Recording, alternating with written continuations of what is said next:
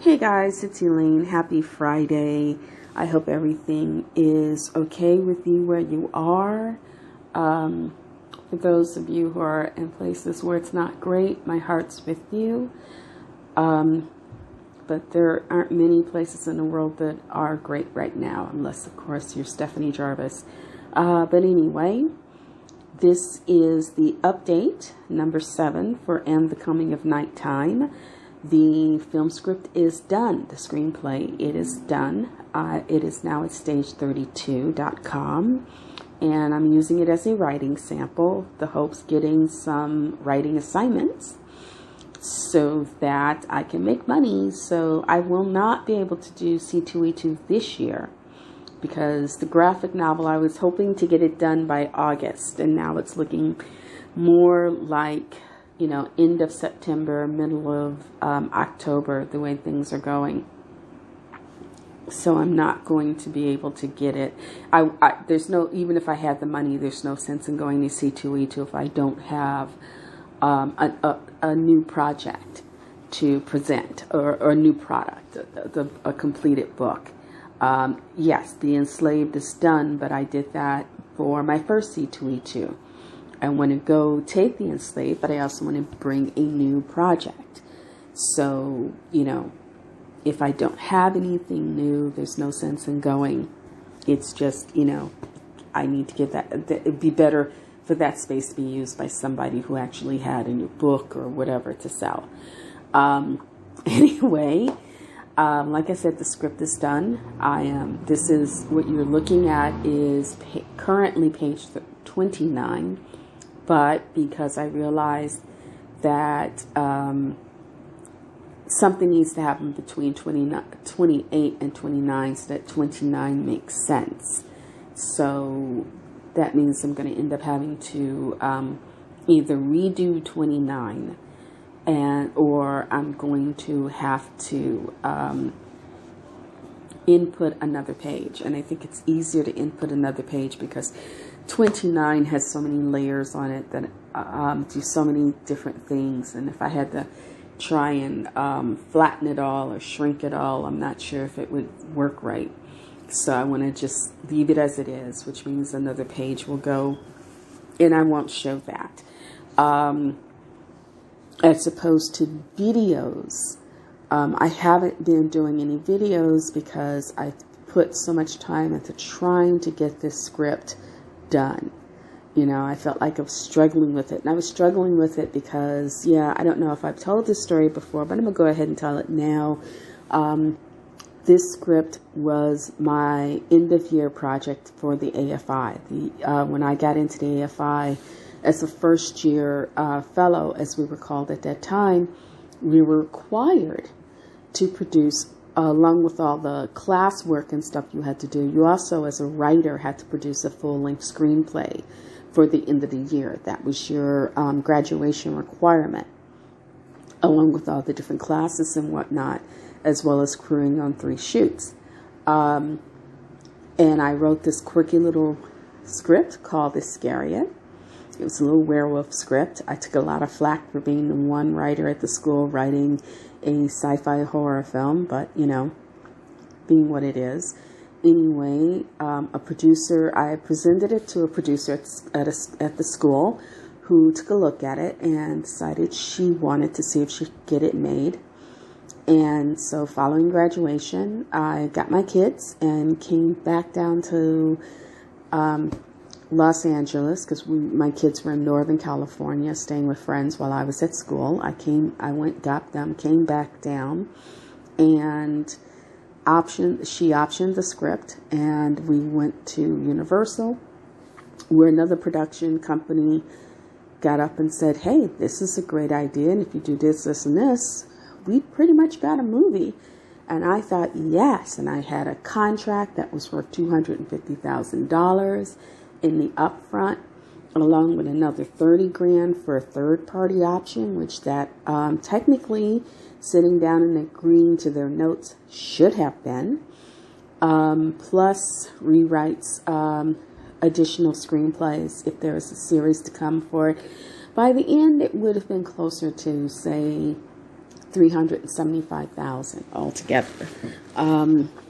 But you're in a situation where you're dealing with other people and their egos and what they do or don't know. And I thought, because this woman had worked for Roger Corman, as had Gail Ann Hurd and James Cameron and a lot of other people who work in that genre, that she understood sci-fi and horror and whatnot. And it turns out she didn't. And so, I was working directly with somebody who didn't understand the genre. And because of that, and her assistants didn't understand the genre. And her assistants everybody sort of had their own agenda. I would go in for a meeting and her assistants would corner me and demand changes that, and kind of put it out like, well, Alex would be really happy if you got this done. And then I do the changes in the next week and bring them in. And next thing I know, Alex is yelling at me going, why did you do this? And it's like, well, we were, I came and they were all over me. And she's like, I'm the producer here. And it's like, okay. And then we're sitting in meetings and they're spouting out bullshit. And she's sitting there like, oh, okay. It's like, I thought you were the producer here. But long story short, we promised the folks at Universal to be able to get the rewrite that they requested done in about a month or so. 18 months later, we still didn't have a script done. And things are really, really horrible. I had 2 small kids, and I was trying to take care of 2 small kids while also working on a script and dealing with all the wackiness and politics of what it means to work in Hollywood. And I will tell you this, women in Hollywood can be difficult. Let's just put it that way. There are a lot of women in Hollywood who, while they will sit there and scream about equality and whatnot, they're talking about themselves. Those of us who are underneath them on the pay scale and whatnot, they're not talking about us. I know that because the producer I was working with at one point kind of got up and insulted me about, being a single parent. And she didn't seem to get the irony was the whole reason I had gone to film school and was working for her ass was so I could make the money I needed to provide for my children. So I wouldn't need welfare. But, she didn't get the irony, and I realized trying to point that shit out to her would have only made a very hard situation even that worse. And after 18 months, and having to extend her option twice, because she was only supposed to have a 6-month option, and then they came and said, oh, she really needs another 6 months. And I said, okay. And then the third time, the second extension.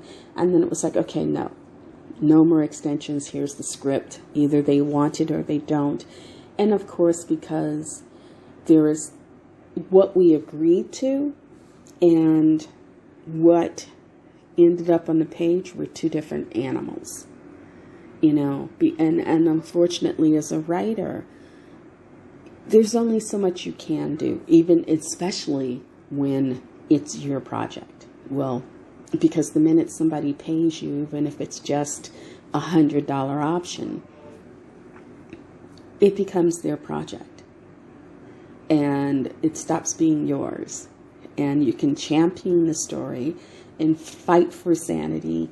But the thing is, you're dealing with people who sometimes aren't seeing things the way they should.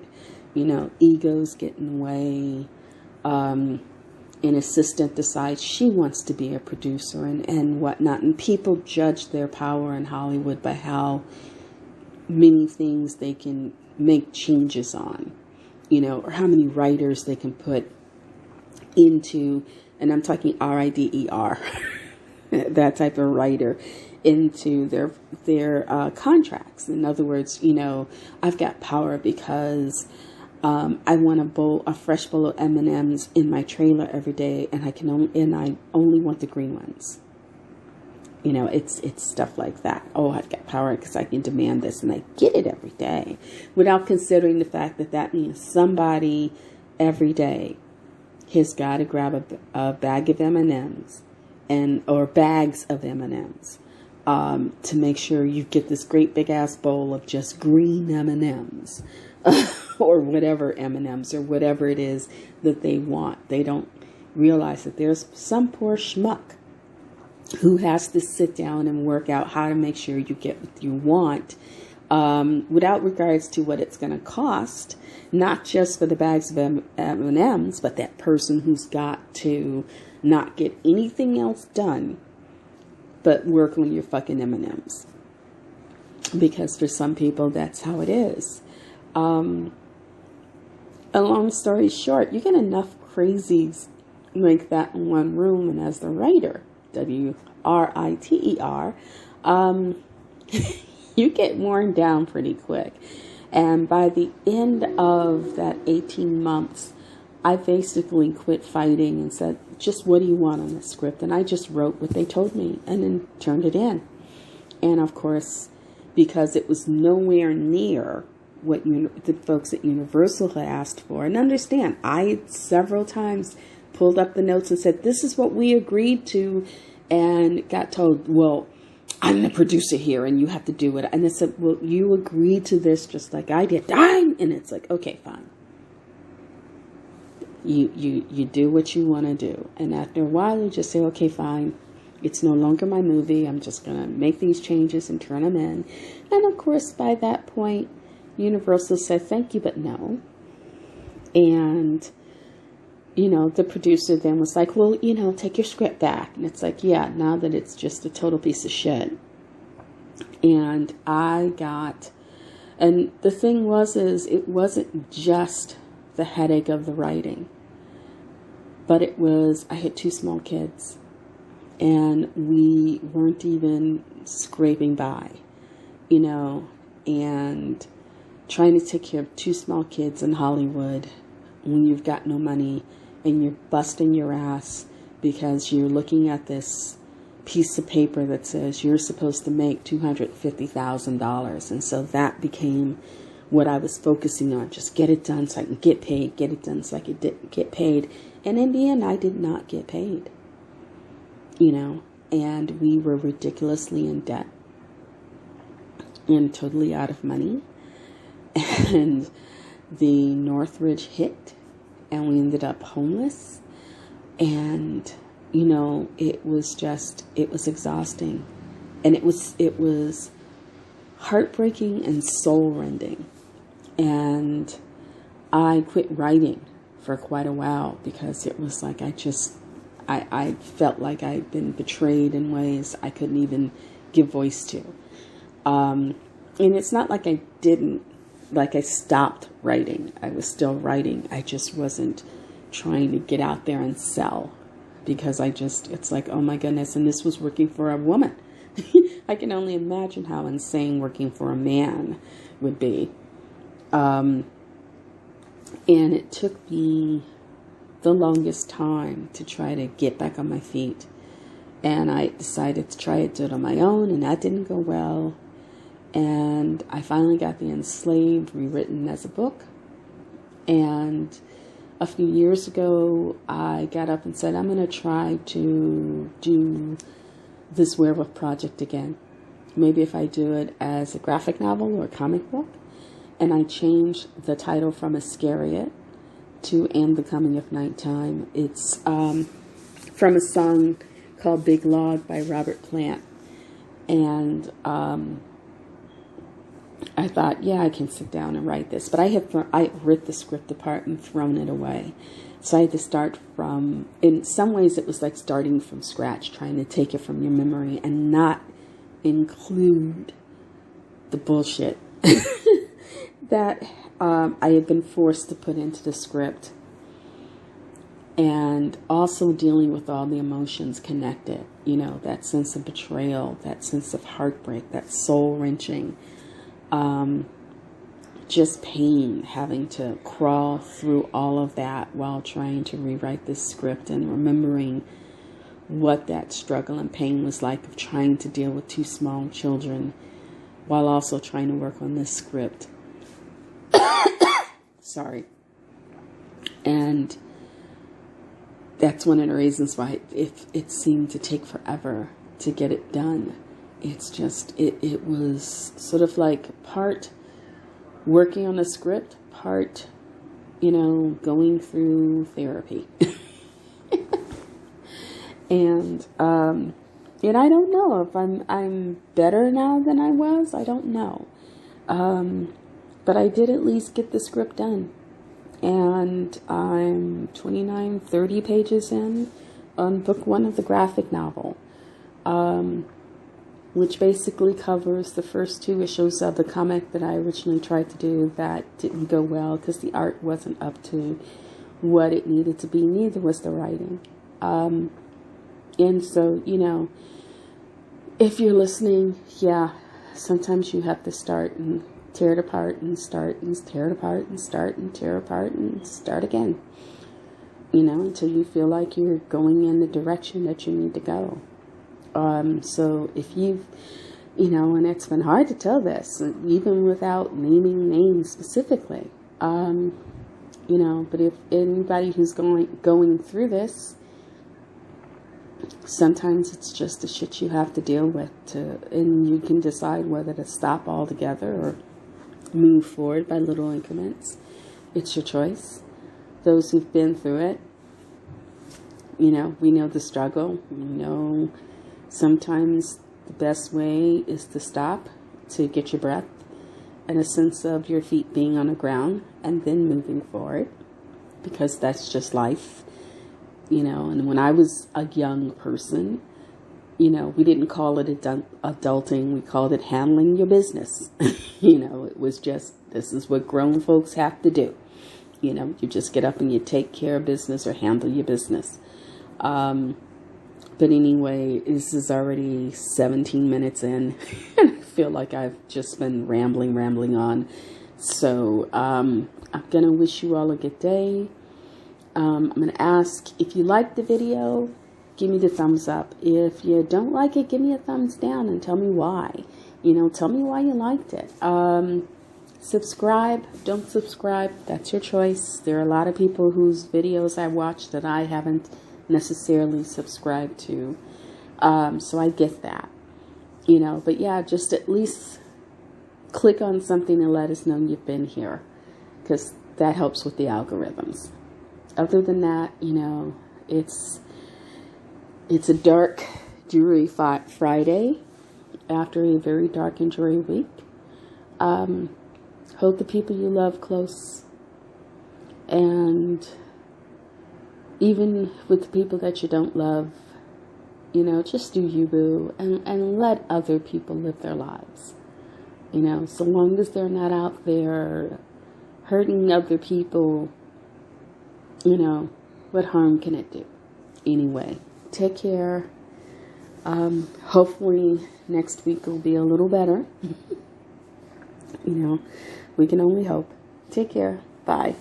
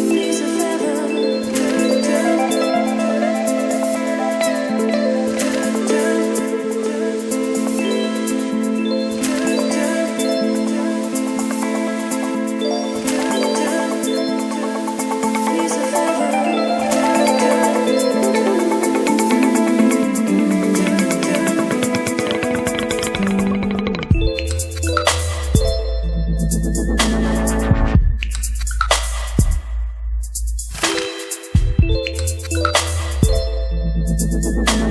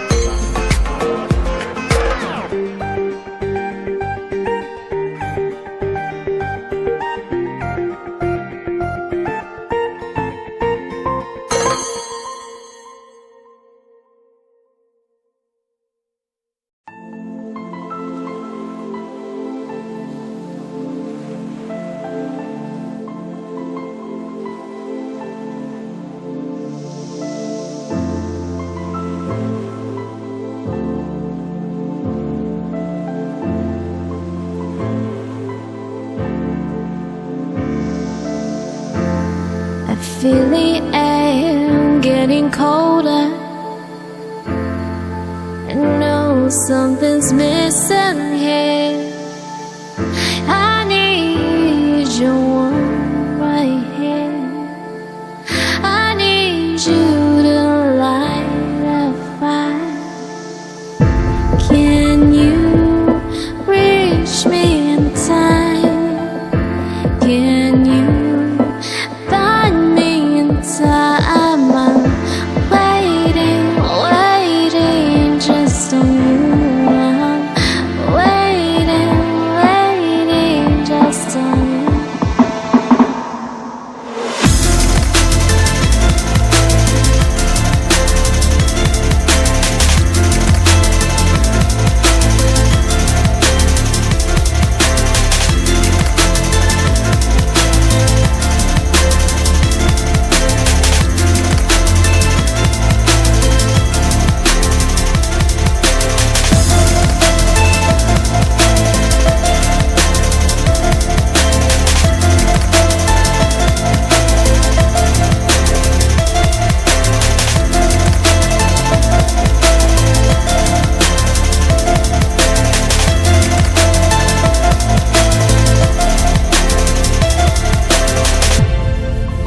Now you gonna find me.